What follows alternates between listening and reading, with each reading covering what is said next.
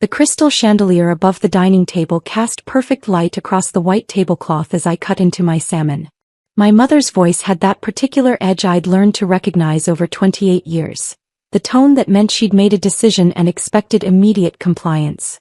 "We need to discuss your financial situation, Charlotte," she said, setting down her wine glass with calculated precision. "Your father and I have decided it's time for some changes." My sister Victoria leaned forward, her diamond bracelet catching the light. At 32, she'd perfected the art of looking both sympathetic and superior simultaneously. "It's really for your own good, Charlie." I continued eating, keeping my expression neutral. "What changes?" "We're cutting off your support," Mom declared. "Effective immediately. No more monthly allowance, no more credit cards, no more apartment payments. You're 28 years old. It's time to grow up and support yourself like your sister does." My brother Marcus nodded from across the table, his expression smug. At 35, he considered himself the family's financial genius, despite the fact that his successful real estate ventures had required 3 bailouts in the past 5 years. "We've all been enabling your lazy lifestyle for too long. Victoria has her boutique. I have my investments. You just exist." "I work," I said quietly, taking a sip of water. Victoria laughed. "You volunteer at that little nonprofit. That's not a real job, sweetie. That's a hobby for trust fund babies who don't want to admit they're trust fund babies." "The Children's Literacy Foundation pays me," I pointed out. $30,000 a year, Marcus scoffed. "That won't even cover your apartment rent. How do you plan to maintain your lifestyle on nonprofit salary?" I set down my fork carefully. "I'll manage." "You'll manage." Mom's voice rose slightly. "Charlotte, your apartment costs $8,000 a month. Your car payment is $1,200. Your health insurance, your gym membership, your lifestyle. Do you have any idea how much we've been subsidizing your existence?" "I'm aware," I said. "Are you?" Dad finally spoke, his voice carrying the weight of disappointment I'd heard my entire life.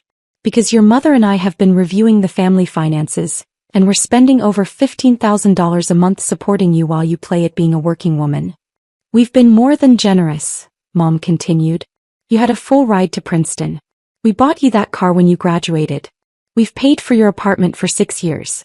We've given you every opportunity to establish yourself, and instead you choose to work at a charity making poverty wages." Victoria reached across the table, patting my hand with false sympathy. "It's tough love, but you need it. When Mom and Dad cut me off after college, it forced me to open my boutique. Now I'm completely self-sufficient." I almost laughed at that. Victoria's boutique had required a $2 million investment from the family trust, lost money for 3 straight years, and still only stayed afloat because Mom and her friends treated it like their personal shopping club, paying premium prices for mediocre clothes. "Marcus learned the same lesson," Dad added. "He built his real estate portfolio from the ground up. That portfolio had crashed twice, requiring the family trust to quietly purchase his defaulting properties at inflated prices to save him from bankruptcy." But I said nothing. "So here's what's happening," Mom announced. "As of tomorrow, all financial support ends. Your credit cards will be canceled. We'll give you 60 days to move out of the apartment. That's more than generous. After that, you're on your own. We're doing this because we love you," Victoria added, her voice dripping with false concern. "You need to learn what the real world is like." Marcus leaned back in his chair, swirling his scotch. "Maybe try applying to some real companies. With your Princeton degree, you could probably get an entry-level position somewhere. It won't pay much at first, but that's how the rest of us started." The rest of us, meaning him and Victoria, both of whom had never worked a day without family money backing every venture, funding every failure and cushioning every fall. "I understand," I said simply. Mom blinked. "You understand? That's all you have to say. What would you like me to say?" "Some acknowledgement that you've been living off our generosity," Dad said. "Some gratitude for the years of support. Some plan for how you'll survive without our help." "I'm grateful for your past support," I said carefully. "And I'll figure out the rest." "You'll figure it out," Marcus repeated mockingly. "Charlie, you're about to be evicted from an $8,000 apartment on a $30,000 salary. I don't think you grasp the reality of your situation." "Perhaps not," I agreed. Victoria's expression shifted to something almost pitying. Do you want me to talk to some of my friends? Maybe someone needs an assistant or something. It won't pay well, but it's better than nothing. That's kind of you, I said. I'll let you know if I need help. When you need help, Mom corrected. Charlotte, pride is fine, but we're talking about your survival. You have no savings. We know because we've been funding your entire life. You have no assets except that car, which you'll probably have to sell. You have no financial literacy because you've never had to manage money. We're not trying to be cruel, Dad said, though his tone suggested otherwise. We're trying to teach you responsibility. Your grandfather built this family's wealth through hard work and discipline. Your mother and I have maintained it through careful management. We've watched you drift through life without purpose or ambition, and we've enabled it for too long. Grandpa Charles would be disappointed, Marcus added. He believed in earning your place in the world. I took another sip of water, letting the comment pass. Grandpa Charles would have been disappointed certainly, but not in me. So we're clear. Mom asked. No more money. No more support. You're on your own. Crystal clear, I confirmed. Good. She picked up her wine glass again. Now let's discuss something more pleasant. Victoria, how's the boutique doing? Victoria launched into a detailed description of her latest collection, carefully omitting the fact that she'd lost $40,000 last quarter. Marcus chimed in about his newest real estate acquisition, not mentioning that it was underwater on the mortgage. Dad discussed his golf handicap. Mom planned her upcoming charity gala. I finished my dinner in silence, watching my family celebrate what they believed was an important lesson in responsibility. They saw a dependent daughter finally being forced into adulthood. They had no idea what they'd just set in motion. After dessert, I excused myself politely. I should get home and start planning. That's the spirit, Dad said approvingly. Face your challenges head on. I'll text you some job listings, Victoria promised. Entry-level stuff, but we all have to start somewhere. Let me know when you need help moving, Marcus offered. You'll probably have to downsize significantly. Maybe find a studio in a cheaper neighborhood. Thank you all, I said. For everything. Mom stood giving me a stiff hug. You'll thank us eventually, Charlotte. When you're standing on your own 2 feet supporting yourself, you'll understand that we did this out of love. I drove home in the Mercedes they thought they'd be repossessing in 60 days, parked in the garage they believed I couldn't afford much longer, and rode the elevator to the apartment they assumed I'd be abandoning. Once inside, I poured myself a glass of wine and sat on the couch, my phone in hand. The screen showed 3 missed calls from the same number. Whitmore and Associates Trust Administration. I'd been ignoring them during dinner, knowing exactly why they were calling. I dialed the number. Sarah Whitmore answered on the first ring. Miss Hartwell, she said warmly. I've been trying to reach you.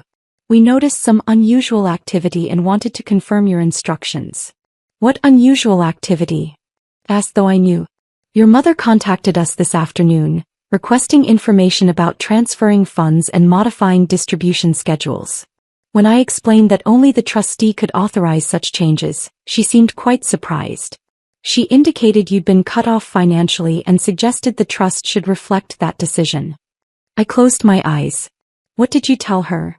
Nothing, Sarah assured me. Client confidentiality is absolute.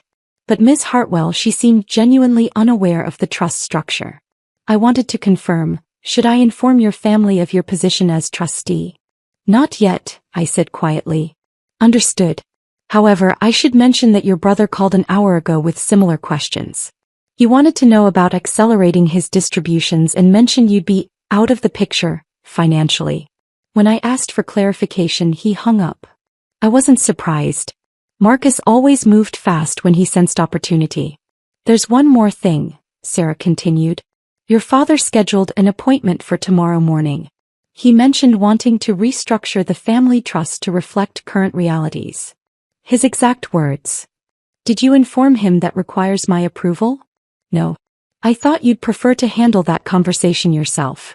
What time is his appointment? 10 o'clock. I'll be there, I decided. Actually, Sarah, let's schedule a full family meeting. Contact my parents, Victoria and Marcus. Tell them it's mandatory for all trust beneficiaries. Tomorrow at 10. All of them. Sarah's surprise was evident. Miss Hartwell, are you sure? This could get complicated. It's already complicated, I pointed out.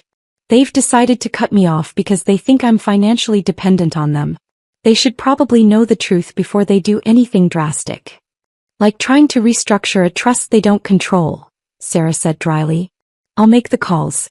Should I mention you'll be attending? No. Let it be a surprise. After I hung up, I walked to my home office and opened the locked file cabinet where I kept the documents my family had never bothered to read. The trust documents, the financial statements, the distribution schedules, the succession plans. Grandpa Charles had established the family trust 40 years ago with $30 million from the sale of his manufacturing company. Through careful management and strategic investments, it had grown to $80 million. The trust provided monthly distributions to all family members, funded their businesses, paid for their homes and maintained their lifestyle. And for the past 7 years since Grandpa's death, I'd been the trustee. Not because I'd asked for the position. Not because I'd schemed or manipulated. But because Grandpa Charles had known something my parents never understood. Wealth without wisdom was just money waiting to be wasted. He'd watched Dad coast through life on inherited money, making poor investments and poorer decisions. He'd seen Mom's spending habits accelerate year after year, her sense of entitlement growing with every designer purchase. He'd observed Marcus's reckless business ventures and Victoria's delusional entrepreneurship, both funded by family money they treated as infinite. And he'd watched me quietly study finance at Princeton, intern at Whitmore and Associates during my summers, and ask him careful questions about trust management and fiduciary responsibility. Most people think being rich is about spending money, he told me during one of our last conversations. But real wealth is about preserving it for future generations. Your parents don't understand that. Your siblings won't learn it. But you, Charlotte, you have the temperament for stewardship. He changed the trust documents 2 weeks before his death, naming me as successor trustee with full discretionary authority over all distributions. My parents and siblings were beneficiaries, entitled to monthly distributions at my discretion. But they had no control, no authority, and no ability to modify the trust without my approval. They'd never asked about the trust structure. Never read the documents. Never questioned why the distributions kept flowing smoothly, businesses kept getting funded, and lifestyle kept being maintained. They assumed Dad managed everything just as Grandpa had. But Dad wasn't the trustee. He'd never been the trustee. And tomorrow, when he walked into Whitmore and Associates expecting to restructure the family trust to punish his disappointing daughter, he was going to learn exactly who controlled the $80 million his entire life depended on. I slept surprisingly well that night. The next morning, I dressed in the Tom Ford suit I'd bought with my own money, my salary from the nonprofit, carefully saved over 6 years. I pulled my hair into a sleek bun, applied minimal makeup, and drove to the Whitmore and Associates offices in downtown Boston. Sarah met me in the lobby, her expression carefully professional but her eyes amused. They're all in the main conference room. Your father arrived early and has been pacing for 20 minutes. Your mother keeps asking why this meeting is necessary. Marcus tried to reschedule, and Victoria is confused about why she needs to be here at all. And they don't know I'm coming? I said all trust beneficiaries were required to attend. I never mentioned you were also the trustee. She paused. Are you ready for this? I've been ready for 7 years, I said. I just hoped it wouldn't come to this. We walked to the conference room together. Through the glass walls I could see my family arranged around the mahogany table. Dad sat at the head looking proprietary. Mom was checking her phone. Marcus was typing on his laptop. Victoria was examining her manicure. None of them looked up when Sarah and I entered. Thank you all for coming, Sarah began professionally. As I mentioned, this is a mandatory meeting for all beneficiaries of the Charles Hartwell Family Trust. We have some important matters to discuss regarding trust administration and distribution schedules. Dad waved his hand dismissively. It's fine. Let's make this quick. I have a golf game at noon. Now, I've been reviewing our family's financial situation, and I want to make some changes to the trust structure. Mr. Hartwell, Sarah interrupted gently. Before we discuss any potential changes, I need to ensure everyone understands the current trust structure. Are you familiar with the terms of your father's trust? Of course, Dad said impatiently. My father established it 40 years ago. I've been managing it since his death. It provides distributions to family members and funds various family needs. Simple enough. I see. Sarah's tone remained neutral. And you believe you're the trustee? Obviously. I'm the eldest son. My father's successor. That's how these things work. Mom nodded agreement. Marcus and Victoria looked bored. I remained silent, standing near the door. Mr. Hartwell, Sarah said carefully, I'm afraid there's been a misunderstanding. You're not the trustee of the Charles Hartwell Family Trust. You never have been. The room went completely still. Dad's face reddened. That's ridiculous. Of course I'm the trustee. Who else would it be? According to the trust documents executed by your father 7 years ago, the current trustee is Charlotte Hartwell. For heads turned to look at me. The silence stretched for 5 long seconds. Then Dad laughed. That's absurd. Charlotte? She's just the person who's been managing your monthly distributions for 7 years, Sarah finished smoothly. The person who approved Marcus's real estate bailouts. The person who funded Victoria's boutique. The person who's maintained all of your lifestyles while working at a nonprofit and living within her means. This is a joke, Marcus said, his voice sharp. Charlie doesn't manage the trust. She doesn't manage anything. She works at a charity. She works at a charity, Sarah agreed, and manages an $80 million trust fund that provides the monthly distributions you all depend on. The $60,000 a month to your parents. The $45,000 to you, Marcus. The $38,000 to Victoria. All at Charlotte's discretion as trustee. Mom's face had gone pale. That can't be right. Charles wouldn't have. Why would he make Charlotte the trustee? Perhaps, I said quietly, speaking for the first time since entering the room, because Grandpa knew I wouldn't treat family wealth like an infinite ATM. Victoria stood abruptly. This is insane. You're telling us that Charlie, who we just cut off financially, actually controls all of our money. Not your money, Sarah corrected. The trust's money. Money that Charles Hartwell designated for family support, with distribution amounts and terms determined by the trustee. Charlotte has been exceptionally generous in her management, approving distributions that exceed the trust's recommended guidelines and funding business ventures that most professional trustees would have declined. My real estate investments are sound, Marcus snapped. Your real estate investments have lost the trust approximately $3 million over 5 years, Sarah replied, consulting her notes. Charlotte approved bailout funding 3 times to prevent you from declaring bankruptcy. Victoria's boutique required a $2 million investment and has never shown a profit, I added softly. I approved it anyway because family business ventures are within the trust's purpose. You. Dad's voice had dropped to a dangerous low. You've been making these decisions? A child who's never worked a real day in her life. A Princeton graduate with a degree in finance who interned at this firm for 3 summers and passed her Series 65 exam at 22, Sarah interjected. Charlotte has been one of the most conscientious trustees I've worked with in 20 years. Mom shook her head, her perfectly styled hair not moving. This doesn't make sense. Why wouldn't Charles tell us? Why wouldn't you tell us, Charlotte? Grandpa told Dad, I said. He gave him the trust documents after he changed them. He explained the structure. Dad never read them. None of you did. Dad started, then stopped, his expression shifting as memory caught up with denial. And I didn't tell you, I continued, because Grandpa asked me not to. He said if I did my job right, you'd never need to know who managed the money. You'd just live your lives, secure and comfortable without worrying about the details. This is unacceptable, Marcus declared. I'll contest this. There's no way a trust this size should be controlled by. By whom? I asked calmly. The person who's grown it from $65 million to $80 million through careful investment? The person who's managed distributions responsibly while you've lost millions on failed ventures? The person who's worked a real job to understand the value of money while you've all treated it as an entitlement? You smug little. Marcus stood, his face flushed. Sit down, Mr. Hartwell, Sarah said firmly.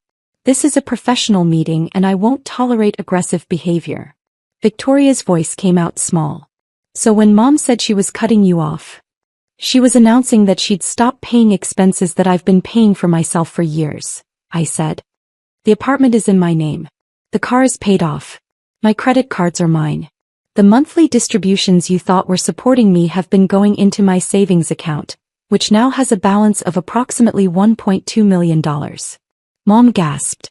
While I've been living on my nonprofit salary, I continued, and learning what $30,000 a year actually feels like. Which is why I drive a 6-year-old Mercedes instead of buying a new one every 2 years like some people. Why I volunteer at charity events instead of paying premium prices for couture. Why I've maintained the same apartment instead of upgrading to a penthouse. You've been testing us, Dad said slowly. All these years, you've been watching us waste money while you pretended to be one of us. I've been being one of you, I corrected. A beneficiary of Grandpa's trust just like you. The difference is that I also have the responsibility of managing it. And the wisdom to know that family wealth isn't infinite. So what now? Marcus demanded. You cut us all off? Punish us for not knowing you were in control? I looked at him for a long moment. That depends. On what? On whether you're capable of learning the lesson Grandpa tried to teach. I turned to Sarah. What are the current monthly distributions? She consulted her tablet. Mr. and Mrs. Hartwell, $60,000. Marcus, $45,000. Victoria, $38,000. Total family distributions, approximately $143,000 per month, or $1.7 million annually. And the trust's recommended distribution rate for long-term preservation? No more than 4% of assets annually. For an $80 million trust, that's approximately $3.2 million. Your family's personal distributions represent about half of the safe distribution rate.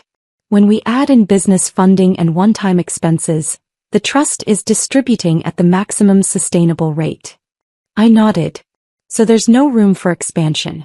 No cushion for emergencies. No buffer for market downturns. Correct. I looked at my family, all of them watching me now with varying expressions of shock, anger, and fear. Here's what's going to happen, I said calmly. Your current distributions will continue unchanged. I'm not going to punish you for not knowing something you never bothered to learn. But there will be new conditions. Conditions. Mom's voice was sharp. Marcus, your next real estate venture will require a comprehensive business plan reviewed by independent consultants before the trust invests $1. If it fails, there will be no more bailouts. You'll manage your losses with your own distribution money.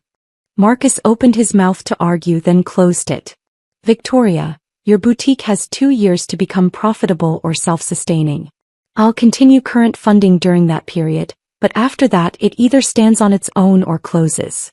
I'll help you hire a real business consultant if you're interested in actually succeeding. Victoria looked stricken but nodded slowly. Mom and Dad, your distributions continue as is. But I need you to meet with a financial advisor and create a budget. A real budget that accounts for your actual spending versus income. Because eventually the trust will pass to the next generation, and they deserve the same security you've enjoyed. And if we refuse? Dad asked coldly.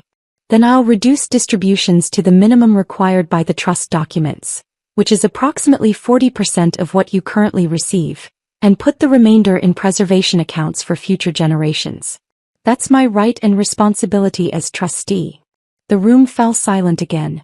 You can't be serious, Mom finally said. Charlotte, we're your family. Exactly, I agreed. You're my family. Which is why I've been protecting your financial security for 7 years while you assumed I was the family failure. Which is why I'm still protecting it now, even after you decided to cut me off for not living up to your standards. This is blackmail, Marcus declared. No, Sarah interjected. This is trust administration.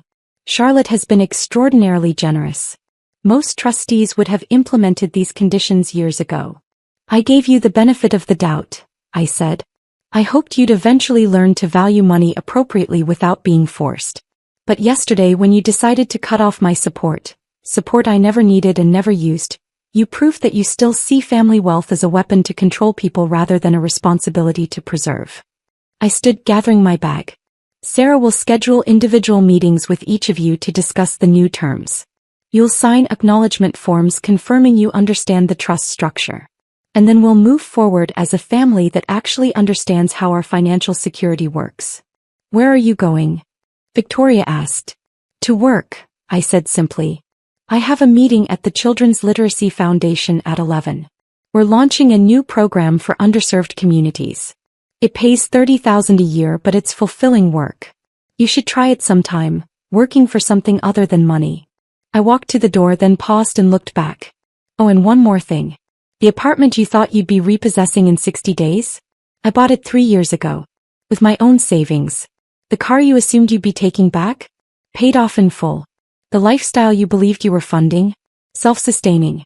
I don't need your money. I never did. Then why didn't you tell us? Mom asked, her voice breaking slightly. Because Grandpa asked me to protect you, I said softly. From yourselves and from the world. That's what a trustee does. That's what family does. Even when the family forgets who's actually taking care of whom. I left them sitting in stunned silence. As I drove to the nonprofit, my phone rang. That, she said, was the most professionally devastating family meeting I've witnessed in 2 decades of trust administration. Too harsh? I asked. Perfectly calibrated. Your grandfather would be proud. Will they comply? They don't have a choice. But Charlotte? I think they'll be better for it.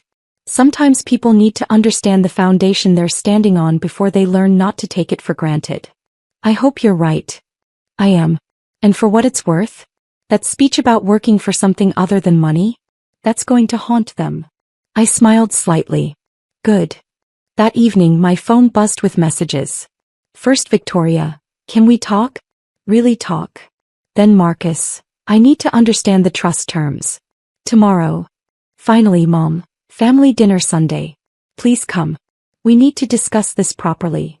Dad's message came last, just 3 words. Your grandfather knew. I responded to each with simple agreement. Yes to talking.